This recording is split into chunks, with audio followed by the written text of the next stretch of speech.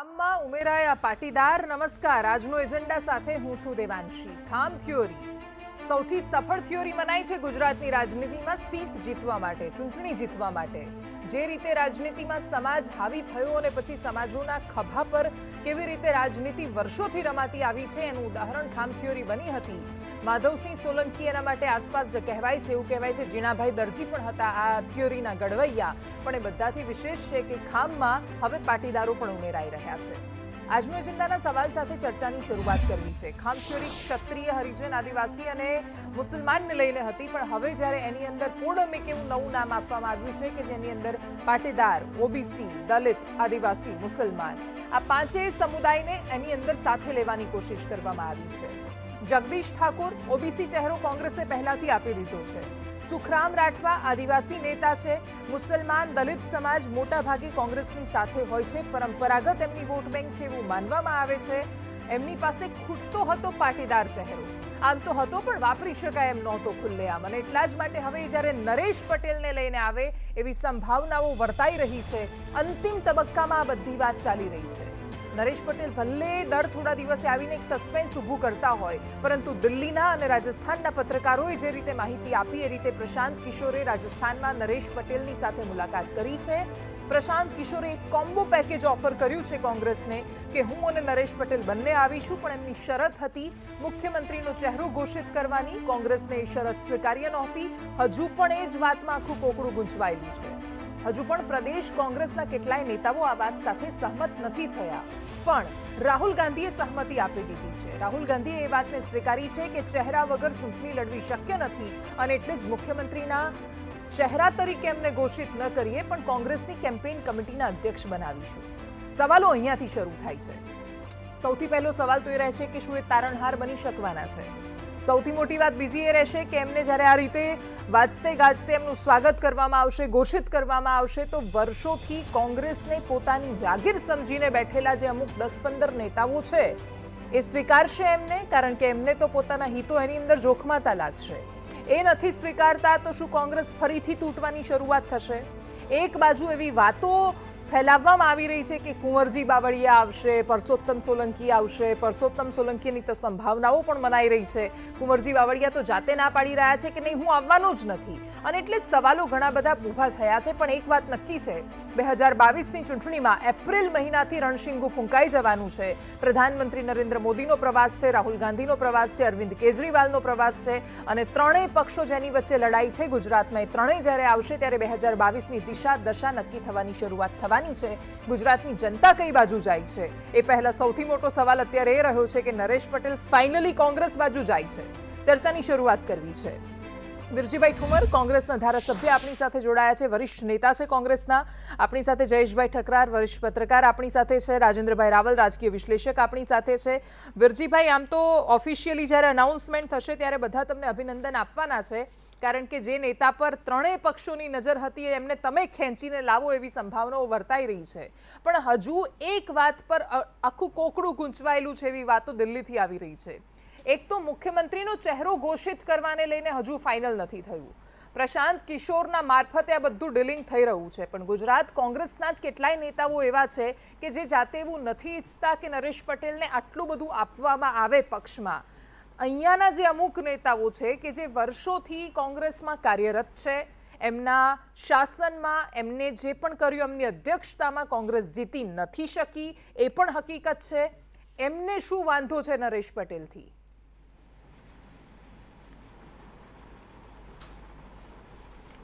કોઈને કોઈ વાંધો નથી. માત્ર આ બધી સ્ટોરીઓ ચાલી રહી છે. કોંગ્રેસે હંમેશા મોટું મન રાખ્યું છે અને આ વખતે પણ મોટું મન છે. શંકરસિંહ વાઘેલાને જ્યારે કોંગ્રેસ પક્ષ સ્વીકારી શકતા હોય ત્યારે નરેશભાઈ પટેલ તો એક કોંગ્રેસના કુટુંબજન છે. એમના વડવાઓ કોંગ્રેસમાં કામ કર્યું છે. એટલે માત્ર આ બધી વાતો ચાલી રહી એવું લાગે છે. નરેશભાઈએ નક્કી કરવાનું છે કે એમણે શું કરવાનું છે. નરેશભાઈની સ્વતંત્રતા છે. નરેશભાઈની સ્વતંત્રતા છે ત્યારે એમને નિર્ણય કરી શકે છે. અને મારે કેવું જોઈએ, હું પાટીદાર સમાજનો એક આગેવાન છું. સરદાર વલ્લભભાઈ પટેલે આવડું મોટું સોમનાથ મંદિરનું જે સ્થાપ્યું, અને ત્યાર પછી પાટીદાર સમાજના કોઈ નેતાએ આવું ખોડલધામનું સ્થાપ્યું તો નરેશભાઈ પટેલને જાય છે એ શ્રેય. અને એવો શ્રેય જ્યારે જતો હોય ત્યારે એક પાટીદારનો ચહેરો છે આઈ રિસ્પેક્ટ નરેશભાઈ પટેલ, પણ નરેશભાઈ પટેલે એક મહત્ત્વના આગેવાન છે, સામાજિક આગેવાન છે, ત્યારે જાહેર જીવનમાં કઈ પાર્ટી સાથે જોડાવાનું એનો સ્વતંત્ર નિર્ણય છે. હું કોંગ્રેસના આગેવાન તરીકે જરૂર એટલું કહીશ કે નરેશભાઈ તમે આવો અને આ રાજ્યની પરિસ્થિતિ જે રીતે બગડી ગઈ છે, આ રાજ્યમાં જે પરિસ્થિતિની નિર્માણ થઈ છે, અત્યારે ખેડૂતો સલામત નથી, ખેડૂતોને વીજળી મળતી નથી, ખેડૂતના દીકરા છો ત્યારે ખેડૂતનો પાક સુકાઈ ગયો છે. એવા સંજોગોમાં તમારે નેતૃત્વમાં કોંગ્રેસ સાથે આવવું જોઈએ. ચહેરો કોંગ્રેસ ક્યારેય જાહેર કરતી નથી, નરેશભાઈ પણ જાણે છે. એવા સંજોગોમાં કોઈ ચહેરો જાહેર કરવા માટેનો પ્રશ્ન અત્યારે ઉપસ્થિત થતો નથી. એ નિર્ણય અમારો એઆઈસીસીનો છે. એઆઈસીસી જે નિર્ણય કરશે, પંજાબમાં એને નિર્ણય કર્યો, સનીને જાહેર કર્યા, એમ એ નિર્ણય કરે તો એ નિર્ણયને વળગવા માટે કોંગ્રેસના તમામ આગેવાનો તરીકે એમાં કોઈને વ્યક્તિગત સવાલ હોય કે ન હોય એ પ્રશ્ન જુદો છે, પરંતુ તમામ આગેવાનો તરીકે કોંગ્રેસની વિચારધારા સાથે જોડાતા કોઈ વ્યક્તિને આવકારવા જોઈએ અને આવકારવા માટે કોઈ જગ્યાએ ક્યાંય વિવાદ નથી. માત્ર સ્ટોરીઓ ચાલતી હોય અને અમારા વિરોધીઓ લોકો એવી એક વાત ફેલાવી રહ્યા છે જેથી કરીને નરેશભાઈના મનમાં એમ થાય પણ નરેશભાઈ એ નરેશભાઈ છે. ખોડલધામનું નિર્માણ કરનારા સરદાર વલ્લભભાઈ પટેલ પછી પાટીદાર સમાજના એક આવા મહત્વના આગેવાન છે, એ કોઈની ખોટી વાતોમાં આવવાના નથી, એનો મને વિશ્વાસ છે. અચ્છા, મારો એક સવાલ છે કે તમે તો વર્ષોથી કોંગ્રેસ પક્ષમાં છો, કેટલાય પાટીદાર નેતાઓ એવા છે કે જ્યારે કોંગ્રેસ પાટીદારોને ખાસ એટલો તવજ્જો આપતી જ નહોતી ત્યારથી તમે કોંગ્રેસમાં છો, અને એ વખતે પછી અચાનક જ બધા નેતાઓ આવે છે, તો તમારા જેવા નેતાઓનું શું થશે પછી પાટીદાર ચહેરાઓમાં? પાટીદાર તરીકે હું ઘણા વર્ષોથી કોંગ્રેસમાં છું. કોંગ્રેસમાં મળવા માટે ક્યારેય અમે બેઠા નથી. કોંગ્રેસની વિચારધારા સાથે કોંગ્રેસ ક્યારેય સત્તા માટે નથી. ભારતીય જનતા પાર્ટી જે રીતે ભ્રષ્ટ નીતિ અપનાવી રહી છે, જે રીતે અદાણી અંબાણીને આખો દેશ વેચી રહી છે, એવી કોંગ્રેસે ક્યારેય કરી. કોંગ્રેસે ઘણા પીએસસી ઊભો કર્યા, કોંગ્રેસે કેટલાય નિગમો ઊભા કર્યા, કોંગ્રેસે આ ખેડૂતો માટેની અનેક સંસ્થાઓ ઊભી કરી, ગરીબ માણસો માટેની અનેક સંસ્થાઓ ઊભી કરી. આજે આ દેશના વડાપ્રધાન જ્યારે રાજ્યના મુખ્યમંત્રી હતા ત્યારે કહેતા હતા કે ગુજરાતને થપ્પડ, અત્યારે તો ગુજરાતને દંડા લાગી રહ્યા છે. 2014 પછી ગુજરાતને શું મળ્યું છે? આજે એક બિલ પસાર થયું, આપણે જોયું હશે, શ્રમ વિભાગનું બિલ હતું, એ રદ કર્યું. એ રદ તો અમે કોંગ્રેસ, હું જ્યારે સાંસદ હતો ત્યારે 2008માં રદ કર્યું. મેં 16 પાનાનો અહેવાલ ટેબલ ઉપર કર્યો. ભારતીય જનતા પાર્ટી સતત વાતો કરે છે કે અમે ખેડૂતોને 7% ધિરાણ આપવા માટેની યોજના કરી. 2006માં ચિદમ્બરજીએ કરેલી યોજના મેં ટેબલ કરી. એટલે ભારતીય જનતા પાર્ટી માત્ર વાહિયાત વાતો કરે છે. કોંગ્રેસ ક્યારેય સત્તા માટે નથી. કોંગ્રેસ હંમેશા આ દેશને અને ગુજરાતનું ગૌરવ વધારવા માટે છે. ગાંધીના સિદ્ધાંતો ઉપર, સરદાર વલ્લભભાઈ પટેલના સિદ્ધાંતો ઉપર ચાલનારી પાર્ટી છે. અને ભારતીય જનતા પાર્ટી તો નાથુરામ ગોડસેના મંદિર ઊભા કરે, નાથુરામ ગોડસેની સ્ટેચ્યુ જામનગરમાં ઊભા કરે, એને પકડતી નથી. અત્યારે કેમેરા ગોઠવવાની વાત કરે છે. બિલકુલ, અમુક જે સિદ્ધાંતોની વાતો છે, આ બધી એમ હાઇપોથેટિકલ આદર્શ વાતો જે છે, એ બધાને ખબર છે કે આદર્શો બહુ સારા છે. આ દેશની રાજનીતિ જો એના પર ચાલી હોત તો આજે સ્થિતિ બહુ અલગ હોત. જે સ્થિતિ માટે આજે ભારતીય જનતા પાર્ટીને વારંવાર કોસવામાં આવે છે, અનફોર્ચ્યુનેટલી આપણા દેશમાં બધી પરંપરાઓ કોંગ્રેસનું જ્યારે શાસન હતું, જ્યારે તમારો સૂર્ય મધ્યાહને હતો ત્યારે તમે શરૂ કરેલી. તમારા શબ્દમાં એટલા માટે મારે સુધારો કરવાની જરૂર છે. ભારતીય જનતા પાર્ટી 27 વર્ષથી આ રાજમાં રાજકારણ કોણ કોસી રહી છે? માત્ર ખોટી ટેબલ સ્ટોરી બની રહી છે. અચ્છા, તો તમે ભાજપને કોસતા નહોતા? કોઈ ભાજપને કોતા 27 વર્ષથી ભાજપનું રાજ છે. 2014 થી ભાજપનું રાજ દેશમાં બોલ્યા જ નથી ભાજપને, અને એમ પણ છોડી દઈએ ભાજપને. ભાજપમાંથી કોઈ આવ્યું નથી ચર્ચામાં આજે. બધું અમે કરેલું વેચવાની. ઓકે, ભાજપમાંથી કોઈ આવ્યું નથી આજે ચર્ચામાં. નરેશ પટેલના વિષય પર એમણે ચર્ચા નથી કરવાની એવું એમણે સ્ટેન્ડ લીધું છે. સોદો કરવા ગયા હશે, નહીં આવી શક્યા હોય. અચ્છા, મૂવી જોવા જવાના હતા એટલે આવી શકે દેવાંશીબેન. મૂવી જોવા જવાના હતા, કાશ્મીર ફાઇલ્સ જોવા જવાનું આજે આયોજન છે એટલી ખબર છે. ડીલ કરવા વાળી મૂવી જોવા જવાના હોય તો મારે દેવાંશીબેન આપની મારફત ગુજરાતની પ્રજાને કહેવા માંગુ છું કે મૂવી જ્યારે હતું ત્યારે બ્રાહ્મણ પંડિતો ઉપર જે અત્યાચાર કર્યા ત્યારે ભારતીય જનતા પાર્ટીના જગમોહન કયું મૂવી એ તો મેં કહ્યું જ નથી, મને પણ નથી ખબર કયું જોવા જવાના છે. તે દિવસે તેના ઓબ્ઝર્વર હતા અને તે દિવસે પંડિતોને મારીને ત્યારે જજ લેવા છે. ઓકે ઓકે ઓકે, એ મૂવી જોઈને અત્યારે ખોટી ઉશ્કેરવા માટેની વાત કરે છે. હિન્દુ મુસ્લિમ તમે કશું કહ્યું નથી. હિન્દુ મુસ્લિમ પર મત લેવા નીકળ્યા છો. દેશ માટે કરો, વિકાસ માટે વાત. અચ્છા, ઠીક છે, આ વાતથી શું આગળ લઈ જાઉં ચર્ચાને. વાતો કરે છે. વંદનાબેન પણ આપણી સાથે જોડાઈ ગયા છે. કોંગ્રેસમાંથી એમને સસ્પેન્ડ કર્યા છે. પૂર્વ પાસના નેતા છે, પાટીદાર સમાજના નેતા છે, આપણી સાથે જોડાયા છે. પણ જયેશભાઈ, પહેલા હું તમારી પાસે આવી રહી છું. આ વાત જે છૂટી એના પરથી એમણે કહ્યું કે હિન્દુ મુસલમાન કરવામાં આવે છે. એક સવાલ એ રહેશે કે આ રાજ્યમાં હવે બે પ્રકારની રાજનીતિ થવાની છે. એક હિન્દુ કેન્દ્રિત હિન્દુવાદી રાજનીતિ, બીજું જાતિવાદી રાજનીતિ. હવે આ બંનેમાંથી કોણ હાવી રહેશે? હિન્દુમાંથી એની છત્રછાયા નીચે જે કેટલાય સમાજો આવે છે, પાટીદાર, ઓબીસી, ઠાકોર સમાજ, દલિત સમાજ, આ બધા વહેંચાઈ જવાની સંભાવનાઓ લાગી રહી છે નરેશ પટેલ આવતાની સાથે, કે પછી ભારતીય જનતા પાર્ટી બધાને એક સાથે લાવીને હિન્દુ ચહેરા તરીકે જે ઘોષિત કરે છે એની સફળ થવાની સંભાવનાઓ? દેવાંશી, આજનું જે રાજકારણ છે એમાં જે રીતે મુદ્દો હિન્દુ મુસ્લિમ ઉપર આવીને ઊભો રહી જાય છે, સૌથી ચિંતાજનક પરિસ્થિતિ એ છે કે કર્ણાટકમાં હિજાબ પછી હમણાં જ સલામ આરતીનો વિવાદ શરૂ થયો છે કે આ મંદિરમાં આરતીને સલામ નામ શા માટે આપવામાં આવ્યું છે. અત્યાર સુધી આપણે વાત કરતા હતા કે નેતાઓને લોકો પાસેથી મતની જ અપેક્ષા હોય છે, પરંતુ હવે કેટલાક નેતાઓ મતદારો પાસેથી માત્ર મતની જ અપેક્ષા નથી રાખતા, એને એમાં પણ રસ છે કે મતદારો શું પહેરે છે, શું વિચારે છે, એ લોકો શું ખાય છે, એમની વિચારધારા શું છે. એટલે રાજકીય પરિપ્રેક્ષ્ય બદલાઈ ગયું છે અને એટલા માટે જ તમે જુઓ કે જે થિંક ટેન્ક છે રાજકારણીઓની, એ બધાને ખબર છે કે જ્યારે ચૂંટણી આવે છે ત્યારે મોંઘવારી નથી ચાલતી, બેરોજગારી નથી ચાલતી, કે નથી કોઈ કિસાન આંદોલન જે થયું એ પણ નથી ચાલતું. તો એવા વખતે કોઈક એવા જ મુદ્દા ચાલે છે કે જે ભાવનાત્મક હોય છે અને ટૂંકા ગાળામાં એક માસને અપીલ કરી અને એક તરફ લઈ જવામાં આવે. તમે જુઓ, દરેક ચૂંટણીમાં છેલ્લા 15 દિવસમાં સોશિયલ મીડિયા ઉપર ભાતના વિડીયોઝ વાયરલ કરવામાં આવે છે, ભાતના સ્કેન્ડલ ઉઘાડા પડે છે, સો કોલ્ડ સ્ટોરીઝ થાય છે, અને એ 2 અઠવાડિયામાં 5 વર્ષની બધી જ બાબતો ભૂલાઈ જાય છે. ત્યારે કોઈ સાચા ખોટા આંકડા રજૂ કરતું નથી, ત્યારે ન તો વિપક્ષને ફુરસદ હોય છે કે ન તો શાસકને. કારણ કે જેને ટિકિટ મળે છે એમને પણ છેલ્લા દિવસોમાં જ ટિકિટ મળે છે. ખરેખર તો ચૂંટણીના પૂરી થયા પછી આગામી ચૂંટણી માટેનો જો ઉમેદવાર ઘોષિત થઈ જતો હોય તો 5 વર્ષ સુધી લોકોને તક મળે એમના કામગીરીનું મૂલ્યાંકન કરવાની, પછી એ ધારાસભ્ય હોય તો એમની, અને જેને ટિકિટ મળવાની છે એવા ઉમેદવારની. પરંતુ એવું થતું નથી. હવે વાત રહી નરેશભાઈ પટેલની, એ પણ તમે જુઓ કે ચૂંટણી જ્યારે આવી રહી છે, ખૂબ જ ટૂંકો સમય છે ત્યારે એ આગળ આવી રહ્યા છે, અને એમના ઉપર એક સામાજિક અગ્રણી કરતા પણ એ પાટીદાર નેતા છે એવું લેબલ છે ને છે જ.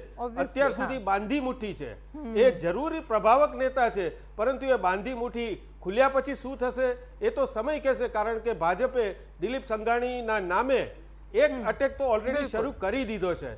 કોંગ્રેસ માટે આ ચોક્કસ લોટરી છે કે મેદાનમાં ઉતરવા માટે એમને કોઈ ચહેરો જોઈએ છે, પરંતુ એ ચહેરો પણ હજુ એ પ્રસ્થાપિત નથી કરી શકતા. એ જ કોંગ્રેસની મોટી વિટંબણા છે.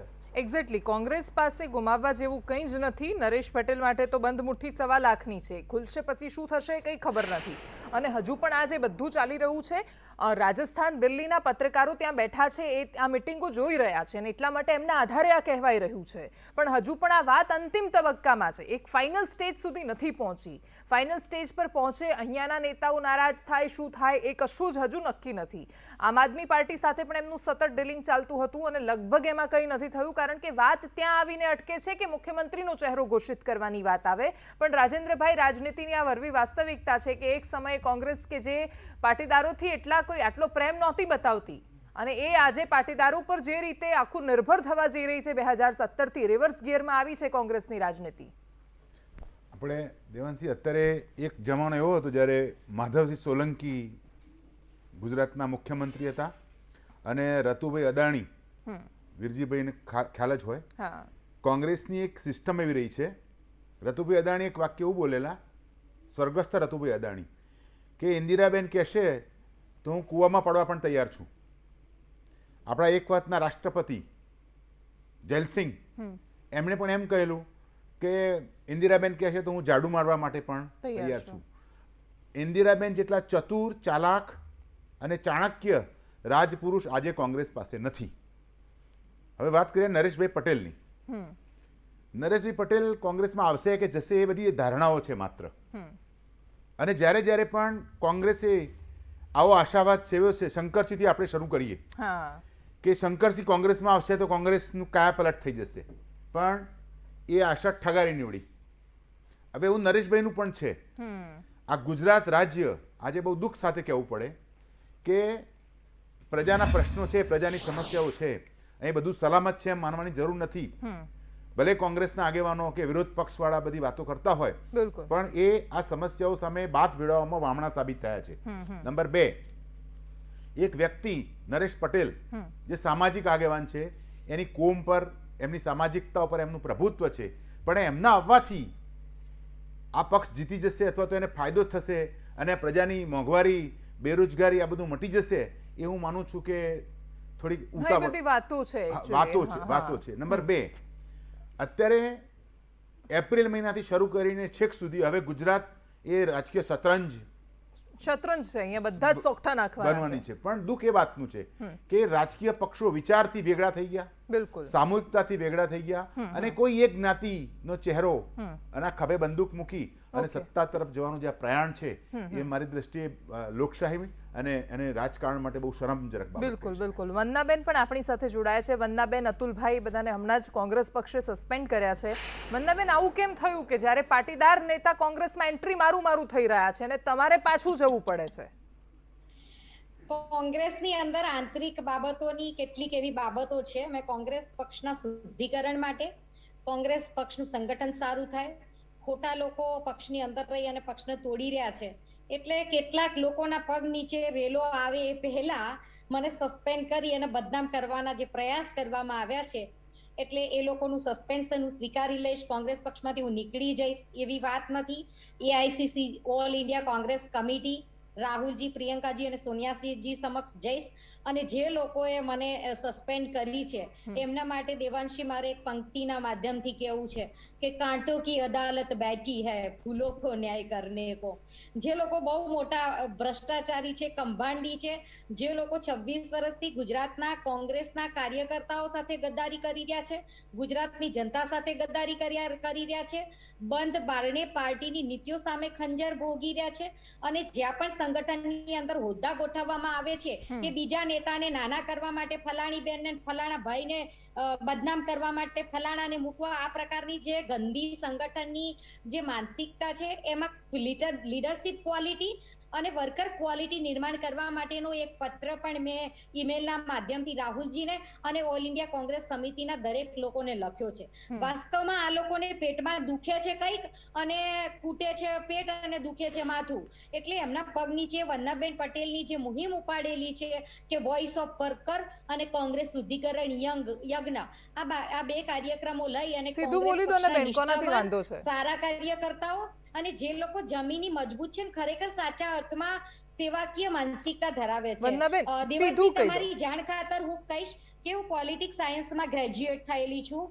મેં પાંડુરંગ શાસ્ત્રી પ્રેરિત સ્વાધ્યાય પરિવારમાં મારા બાળ સંસ્કારનું ઘડતર થયેલું છે. મેં જીવનમાં ક્યાંય પણ ખોટું કર્યું નથી. મારી ગેરહાજરીમાં મારા પડોશી, મારા પરિચિતો, મારા સમાજમાં પૂછવામાં આવે અને ક્યાંય પણ હું ચારિત્રહીન હોઉં તો મને સજા કરવામાં આવે. વંદનાબેન, એટલા માટે મારો આ કોઈ સવાલ નથી, કેમ કે હું એકચ્યુઅલી વંદનાબેન પર ચર્ચા કરવા નથી બેઠી, કોંગ્રેસ પર ચર્ચા થઈ રહી છે. મારો સવાલ શું છે બેન? મારી વાત તો પૂરી સાંભળી લેવા દો. જ્યારે તમે સસ્પેન્શનનો મુદ્દો અરે ખોલ્યો છે મેડમ, તમને સવાલ એ કર્યો કે નરેશ પટેલ આવી રહ્યા છે, તમે જઈ રહ્યા છો, મારો સવાલ એ છે. હા, આપના સવાલો ધારદાર હોય છે, આપના સવાલોની હું કદર કરું છું. આપના કેટલાક બહુ સરસ જનતાના પક્ષમાં ઓપિનિયન હોય છે, આપના મીડિયાના માધ્યમથી જે પણ રીતે આપ લડી રહ્યા છો એની કદર કરું છું. પણ એક સારા અને સંનિષ્ઠ કાર્યકર્તાઓને જ્યારે ખોટા લોકો બદનામ કરે, સસ્પેન્ડ કરે, ત્યારે અમારા જેવા જમીની અને સાચા વર્કર કે જે ખરેખર એક લાગણી સાથે ખરેખર મારા દેશનો નાગરિક આજે લારી લઈ અને રોડ ઉપર જતો હોય તો મારા આંખમાં આંસુ પડી જતા હોય છે. આજે કોઈ પણ નેતા એવો તમને મળે છે કે રાજનીતિમાં આવ્યા પછી ભિખારી થયો હોય? બધા જ પૈસા વાળા થાય છે, બધા જ ધનવાન થાય છે. હું દેશની રાજનીતિને સમજુ છું, રાષ્ટ્રવાદને સમજુ છું. હું પોલિટિક્સ સાયન્સમાં ગ્રેજ્યુએટ થઈ છું. હું એક રાષ્ટ્રવાદ સમજણ સાથે શબ્દ બહુ પોલિટિક્સમાં જોડાઈ સૂચક રીતે બોલ્યા છો. હું આગળ લઈ જાઉં ચર્ચાને બેન. વીરજીભાઈ, સવાલ એ રહેશે કે વંદનાબેનને, જો કે મારો સવાલ ભલે નરેશ પટેલ પર હતો, પણ એમણે જે પોતાની વ્યથા આજે ઠાલવી છે અને હમણાં તાજું છે એટલે બોલવાના પણ છે, કેમનું આમ તો બેડો પાર થવાનો છે કોંગ્રેસનો? દેવાંશીબેન, મને લાગે છે કે તમે જે ચર્ચા કરો છો એ મને લાગે છે તમારી પણ કોંગ્રેસ વિરોધી માનસિકતા હોય એ પ્રકારની આખી અરે મારી કોંગ્રેસ એટલે આ બાબતમાં હું કોઈ જવાબ આપવા માંગતો નથી. સંદેશમાં હું ચેનલ એક વખત હું ત્યાંથી નીકળી પણ ગયો હતો માનસીબેન, જો આપે માત્ર ભારતીય જનતા પાર્ટીની જ માત્ર વાતો કરવી હોય તો અમને નહીં સરસ. બોલાવવા જોઈએ. તમે કરો, ભારતીય જનતા પાર્ટી જે કરવું એ કરે. અરે પણ આમાં હું ક્યાંથી કોંગ્રેસ વિરોધી વંદાબેન થઈ ગઈ? બેસાડની વંદાબેન બાબતમાં હું તો આઈ રિસ્પેક્ટ વંદાબેન, પણ વંદાબેનની બાબતમાં હું કાંઈ કહેવા માંગતો જ નથી. લો, અને બોલો. આ બાબતમાં તમારી સાથેની હું કોઈ ડીલ કરવા માંગતો નથી. સંદેશે જો ભારતીય જનતા પાર્ટીના જ વખાણ કરવા જોઈએ. તમારા બે વિવેચકો છે, એમની પણ જે વાતો છે એમાં પણ બદબુ કેટલી છે. વાતો કરી રહ્યા કોંગ્રેસ છો, આમ કરે, વિરજીભાઈ? કોંગ્રેસ કરવા દ્યો.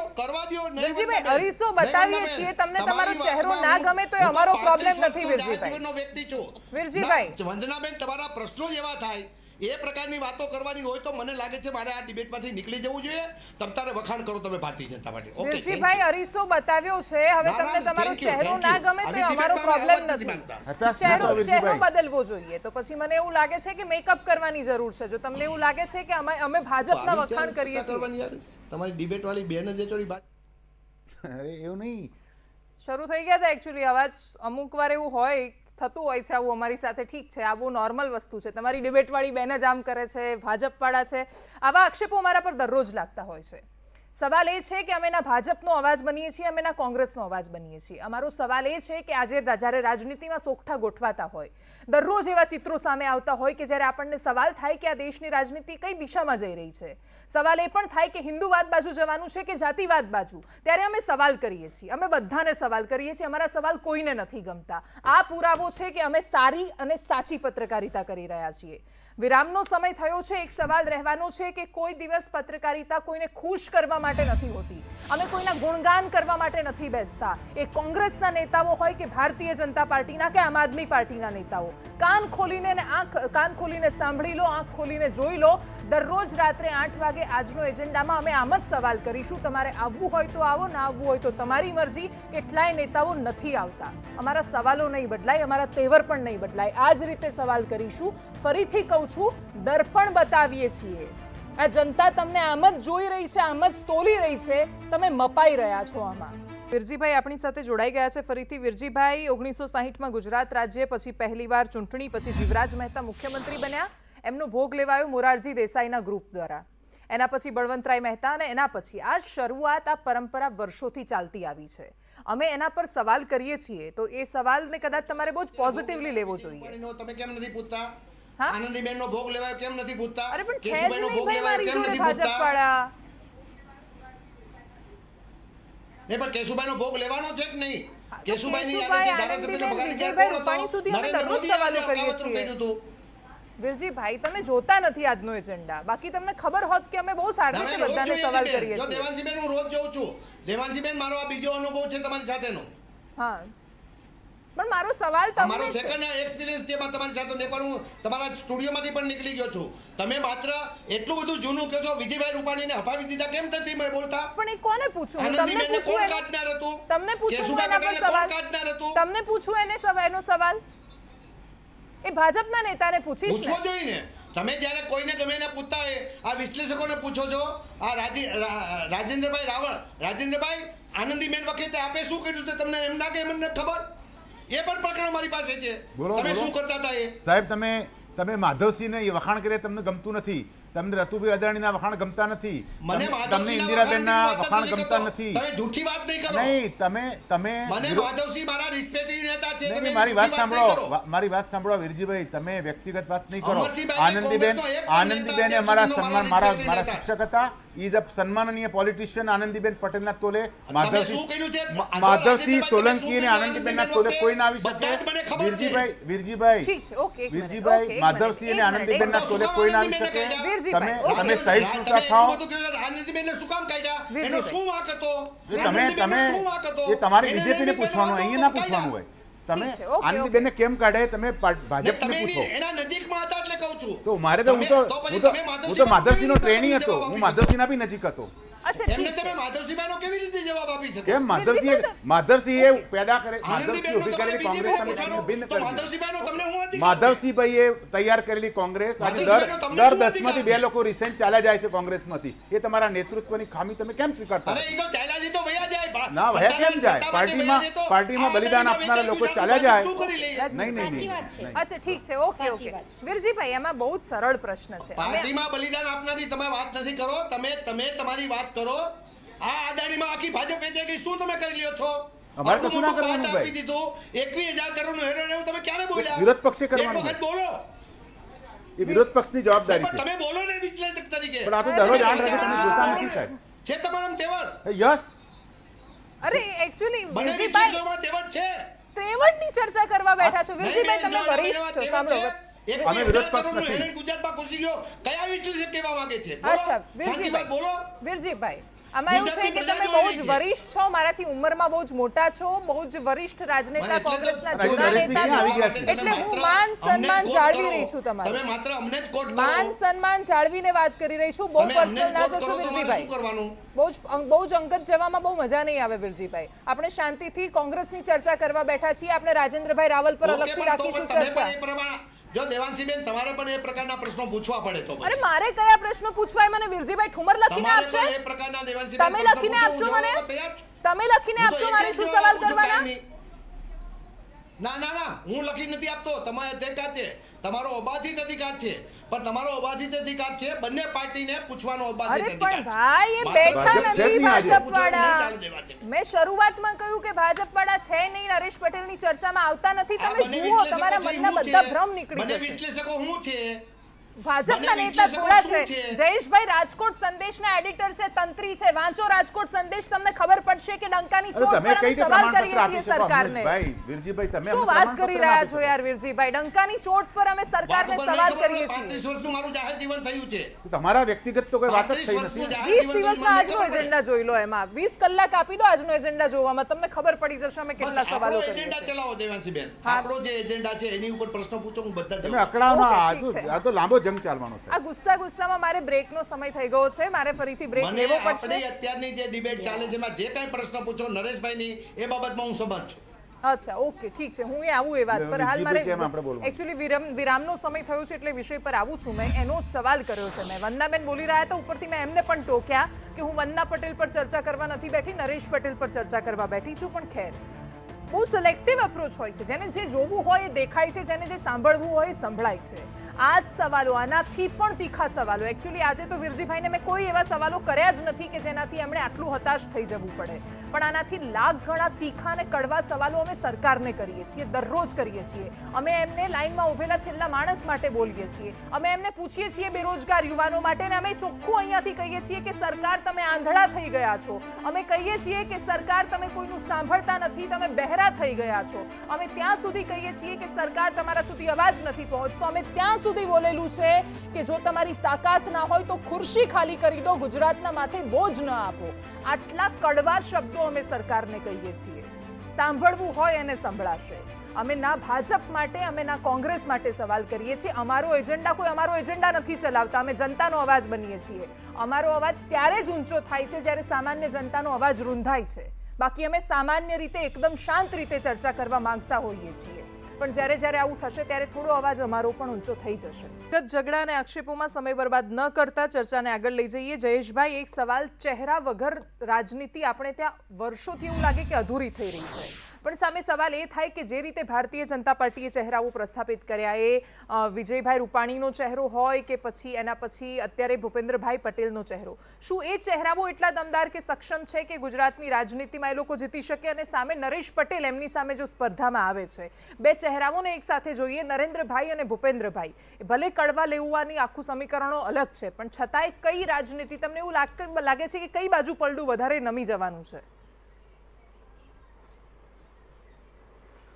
દેવાંશી, સૌપ્રથમ એક બાબત મારે 30 સેકન્ડમાં કહી દેવી છે કે છેલ્લા લગભગ 20 દિવસના આજનો એજન્ડા જ નહીં, સંદેશ ન્યૂઝના તમામ સમાચારોને જો કોંગ્રેસના કોઈ પણ લોકો જુએ તો એ ચોક્કસ કહી શકશે કે કોંગ્રેસ જેટલા જ અસરકારક રીતે, કદાચ કેટલાક બાબતોમાં તો એમનાથી પણ વધારે ધારદાર મુદ્દા સંદેશ દ્વારા ઉઠાવવામાં આવ્યા છે. પછી એ કોરોનાના આંકડાની બાબત હોય તો એમાં પણ સંદેશે એ જ સ્ટેન્ડ લીધું છે. પાક વીમાના મુદ્દા હોય, ગામડાના પ્રશ્નો હોય, હંમેશા સંદેશ એક સરકારની સામેના પ્રશ્નો પણ ઉઠાવે છે અને કોંગ્રેસના જે આંદોલનો છે એને પણ મદદ કરે છે.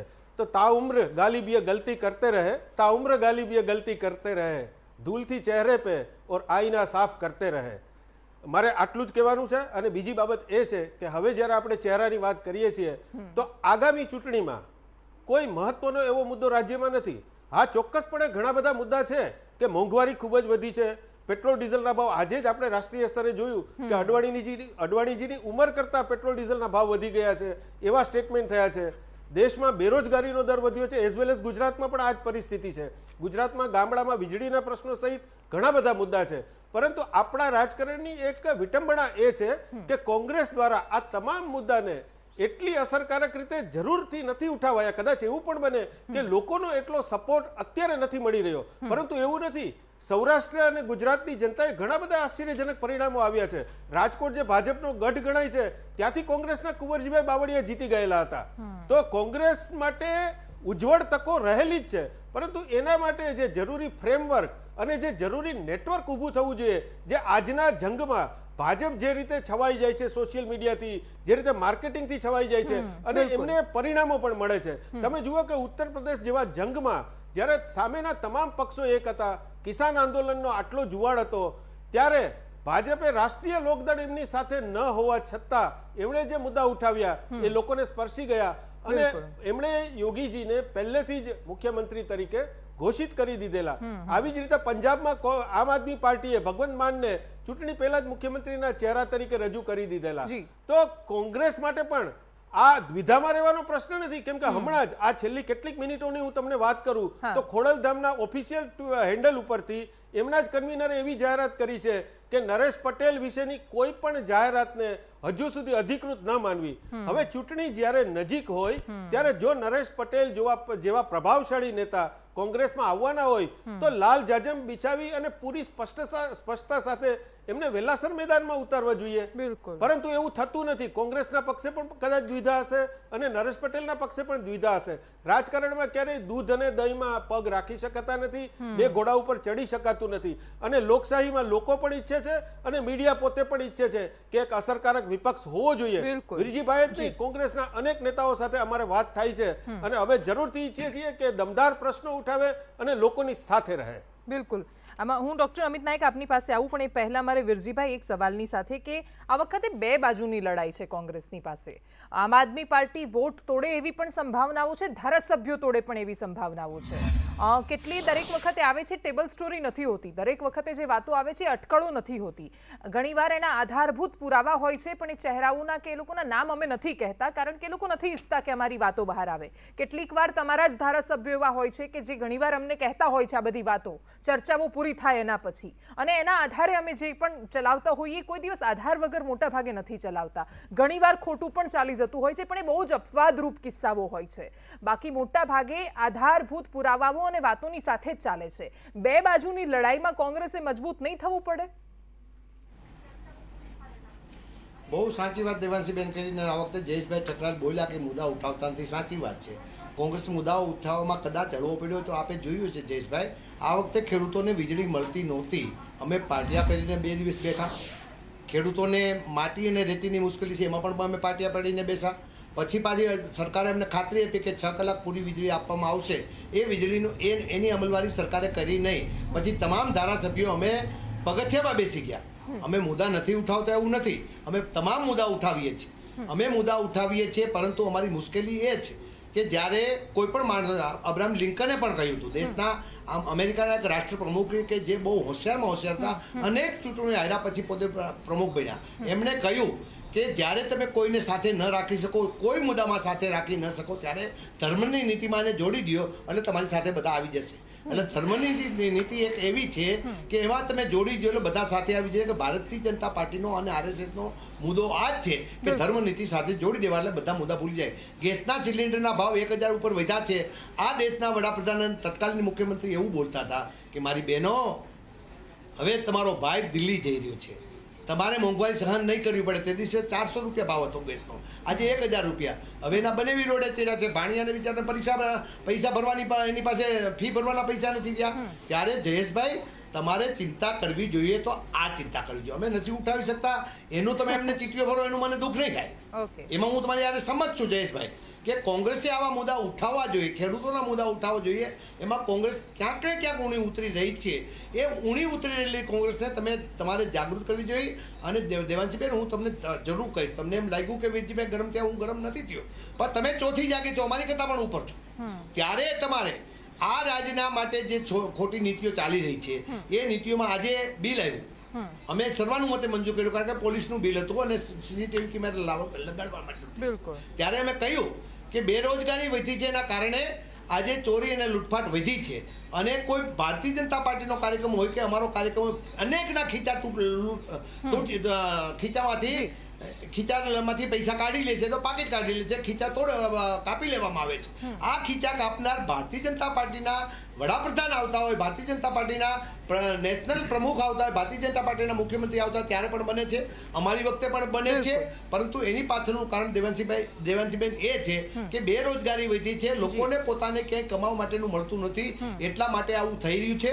પોલીસ ઉપર લોકોનો વિશ્વાસ વધવો જોઈએ. મેં આજે પણ કહ્યું, અમે સર્વાનુમતે એટલા માટે કર્યો, આ બિલ મંજૂર કર્યું કે પોલીસનો વિશ્વાસ વધવો જોઈએ. પોલીસનો વિશ્વાસ લોકોમાં હજુ પણ ઊણો છે, એ ઊણો ઉતર્યો, જેના કારણે પોલીસ જે સારી કામગીરી કરે છે દબાઈ જાય છે, અને ખોટી 5-10 જણા 10% જે કામગીરી કરે છે એ લોકોમાં આજે પણ જો દેવાંશીબેન તમે સર્વે કરવામાં આવો તો 80% લોકો એમ કહે છે કે પોલીસ ઉપર મને ભરોસો નથી. બધા જ પોલીસ ખરાબ છે એવું નથી, 80% પોલીસ એવી છે કે જે ખરેખર નીતિ પ્રમાણે કામગીરી કરે છે, પરંતુ એ વિશ્વાસ ઉભો કરી શક્યા નથી. એના કારણે યુકે જેવા દેશમાં પોલીસ ઉપર વિશ્વાસ છે, અમેરિકા જેવા દેશમાં પોલીસ ઉપર વિશ્વાસ છે, દુબઈ જેવા દેશમાં જે પોલીસ ઉપર વિશ્વાસ છે એ વિશ્વાસ ઉભો થતો નથી. એના કારણે કાંઈક ને કાંઈક ખામીઓ થઈ જાય.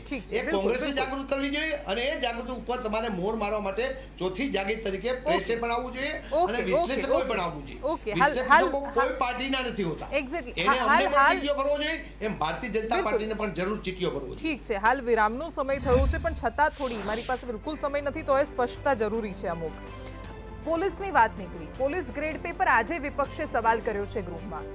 આ કશું જ નહોતું થયું, એની પહેલા 3 વાર અમે ચર્ચાઓ કરી ચૂક્યા છીએ અને સીધા ગૃહમંત્રીને સવાલ કર્યા છે કે તમે વચન આપીને ફરી ગયા છો. મોંઘવારી પર વિપક્ષે એક વિરોધ પ્રદર્શન નહોતું કર્યું. પહેલી વાર જેવા પેટ્રોલના ભાવ વધવાની શરૂઆત થઈ ત્યારે 1 અઠવાડિયા પહેલા અમે મોંઘવારી પર ચર્ચા કરી ચૂક્યા છીએ. આજે પણ જો નરેશ પટેલનો આ મુદ્દો ના આવ્યો હોત તો અમે મોંઘવારી પર જ ચર્ચા કરવાના હતા, અને અમે સવાલ કરીએ છીએ અને ખુલીને સવાલ કરીએ છીએ સરકારને. બિન સચિવાલયનું આંદોલન ગાંધીનગરમાં થયું એના પહેલા 10 દિવસ સુધી અહીંયા લાઈન લાગતી હતી વિદ્યાર્થીઓની, ઉમેદવારોની. અમે એમની સાથે ચર્ચા કરતા હતા. અહીંયાના આ માધ્યમથી કેટલાય લોકોને ઓર્ડર મળ્યા છે, પરીક્ષાઓ રદ થઈ છે, ફરીથી પરીક્ષા આવે એના માટે અમે સવાલો કર્યા છે, ખુલીને સવાલો કર્યા છીએ. વિપક્ષને એટલા માટે કરીએ છીએ કારણ કે અમે ઉપર નથી, ચોથો પાયો છીએ, સમાનાંતર પાયો છીએ, સમાંતર છીએ એકદમ. જેટલું લેજિસ્લેટિવ છે એટલું જ પ્રેસ અને મીડિયા છે, પણ જ્યારે એક પાયો જ્યારે નબળો થતો લાગે વિપક્ષ, ત્યારે એકલું મીડિયા બધું હેન્ડલ નહીં કરી શકે, અને એટલા માટે અમે સવાલ કરીએ છીએ. અમને એવું લાગે છે કે અમારા જેટલા પણ સવાલ તમે નથી કરતા. તાપી પાર પર ગાંધીનગરમાં આંદોલન થયું એના પહેલા 2 ચર્ચાઓ આજનો એજન્ડામાં મેં કરી હતી. એના પર આદિવાસીઓના અધિકાર પર અમે પહેલા બોલ્યા હતા. અપેક્ષા એ હોય કે વિપક્ષ પહેલા બોલે પછી અમે એના પર ચર્ચા કરીએ, ઉલટું થાય છે. અમે ચર્ચાઓ કરીએ છીએ પછી વિપક્ષ આંદોલન કરે છે. અમુક સવાલો સ્વાભાવિક હોય છે. અને ડોક્ટર અમિત નાયક આપણી સાથે કોંગ્રેસમાંથી જોડાયા છે. ડોક્ટર અમિત, નરેશ પટેલ હજુ ભલે ખોડલધામ તરફથી એવું ટ્વીટ આવ્યું છે કે નરેશ પટેલ જ્યાં સુધી જાહેરાત ન કરે ત્યાં સુધી એને ફાઇનલ ન માનવી, અને કોઈ એને ફાઇનલ નથી માની રહ્યું. પણ દિલ્હીમાં જે પત્રકારો અત્યારે હાજર છે અને જે જયપુરમાં પણ કાલે હતા, એમણે જોયું કે પ્રશાંત કિશોર, અશોક ગેહલોત બધા સાથે મળી રહ્યા છે, ચર્ચાઓ થઈ રહી છે. તમને શું લાગે છે આ કોકડું ક્યાં ગૂંચવાઈ રહ્યું છે? જેવી રીતે તમે વાત કરો છો એવી રીતે મને પણ મીડિયાના માધ્યમથી જ જાણ થઈ છે કે નરેશભાઈ રાજકારણમાં જોડાવાના છે, નરેશભાઈ કદાચ કોંગ્રેસ પાર્ટીમાં જોડાઈ શકે છે, પણ હજુ સુધી ક્યાંય પણ કોઈ પણ જગ્યાએ ઓફિશિયલી આવી જાહેરાત નથી થઈ. પણ નરેશભાઈ જો રાજકારણમાં જોડાતા હોય ને એમાંય કોંગ્રેસ પાર્ટીમાં જોડાતા હોય તો હું એમનું વેલકમ કરું છું. નરેશભાઈ લીવા પાટીદાર સમાજમાં અને ખોડલધામ સંસ્થા બંને રીતે ઉપયોગી મહત્વના વ્યક્તિ છે, પ્રામાણિક છે, સેવાભાવી છે, અને સમાજમાં પણ તેમની ખૂબ સારી છબી ધરાવે છે, પ્રામાણિકતા અને સારી નિષ્ઠાથી કામ કરે છે. અને ગુજરાતનું જે આજનું રાજકારણનો માહોલ છે, જે આવનારા દિવસોમાં ગુજરાતની ચૂંટણી આવવાની છે, પણ એક મારો વચ્ચે એક સવાલ છે, સમય નથી અમિતભાઈ, એટલે કે એ આવશે, અચાનક આવશે ને અચાનક એમને જો મુખ્યમંત્રીનો ચહેરો ઘોષિત કરી દેવામાં આવે તો બાકીના લોકો જે કોંગ્રેસને બેઠી કરવામાં 27 વર્ષથી સત્તામાં નથી છતાં પણ મહેનત કરે છે, એ બધાનું શું થશે? તો દેવાંશી, જો આવી બધી જ ગણતરીઓ આપણે કરતા રહીએ અને કોંગ્રેસ પાર્ટી માટે કરીએ તો મારો પણ એક સવાલ છે. ભૂપેન્દ્રભાઈ શું વર્ષોથી વિધાનસભામાં બેસતા હતા? ભૂપેન્દ્રભાઈનું તો પહેલું ટર્મ છે વિધાનસભામાં, એમને કોઈ અનુભવ પણ નથી સરકાર ચલાવવાનો, છતાં પણ તેમને મુખ્યમંત્રી જેવી મહત્વની જવાબદારી આપી દીધી છે, જેના લીધે ગુજરાતની જનતા અત્યારે હેરાન થઈ રહી છે. છતાં પણ પોતાના પક્ષના નિયમને મને કમને માનીને ઓકે. ભારતીય જનતા પાર્ટીના આગેવાનોમાં જે જૂથવાદ વકર્યો છે, એ જૂથવાદ વકર્યા છતાં પણ હાલની તારીખમાં ભૂપેન્દ્રભાઈ સીએમ છે, તેમની પાર્ટીમાં કેટલા રગડા ઝઘડા થઈ રહ્યા છે એના લીધે. ક્યારે આપણે એના પર બી ચર્ચા કરીશું, પણ અત્યારે નરેશભાઈ અમારા પક્ષમાં આવે તો કોઈ પણ બિનશરતી વાત સાથે એ પક્ષમાં જોડાવા માંગતા હોય, ઓકે. અમારા પાર્ટીમાં આવતા હોય તો એમનું વેલકમ છે. અમે એમના સ્વાગત કરવા માટે હાજર જ છીએ. અને રાજકારણમાં ગુજરાતનો જે માહોલ છે, 27 વર્ષથી ભાજપાના શાસનમાં જે ગુજરાતની જનતા પીડાઈ રહી છે, તેમના પ્રાથમિક પ્રશ્નોને પણ આ સરકાર વાચા નથી આપી શકી. એ લડાઈમાં નરેશભાઈ ક્યાંક ને ક્યાંક અમારી સાથે જોડાશે અને એમના સમાજ અને બિલકુલ, સંસ્થા સાથે બિલકુલ, જોડાશે બિલકુલ. તો આવનારા દિવસોમાં ગુજરાત ઠીક છે. વિધાનસભાની ઓકે, ચૂંટણીના પરિણામો કંઈક અલગ જ આવશે. બિલકુલ. આપ તમામનો ખૂબ ખૂબ આભાર. સમયની મર્યાદા છે, ફરીથી નથી આવી શકતી આપ બંને વિશ્લેષકોની સાથે. પણ એક સવાલ, ભૂપેન્દ્રભાઈ જ્યારે મુખ્યમંત્રી બન્યા ત્યારે તો પહેલો સવાલ અમે નીતિનભાઈને બેસાડીને આ જ કર્યો હતો કે તમારું શું થશે, બાકીના નેતાઓનું શું થશે. ચર્ચા જે દિવસે જે વિષય પર હોય એને સવાલ થતો હોય છે. આજે નરેશભાઈ પર છે એટલે કોંગ્રેસને સવાલ થાય છે. અફસોસ એ વાતનો છે કે આટલા વર્ષોથી આટલી ડિબેટોમાં આવ્યા છતાં પણ જો નેતાઓને એ ન સમજાતું હોય કે કયા દિવસે અમે કોને શું કામ સવાલ કરીએ છીએ, તો એ અફસોસ એમણે જાતે કરવાનો છે. સૌથી મોટી વાત આજની ચર્ચાનું કન્ક્લુઝન એ છે કે અમારા સવાલો કોઈને નથી ગમતા. એનો મતલબ એ છે કે અમારા સવાલોમાં દમ છે, અમારા સવાલ તમારા માટે છે. આજનો એજન્ડા તમારો એજન્ડા છે. નમસ્કાર.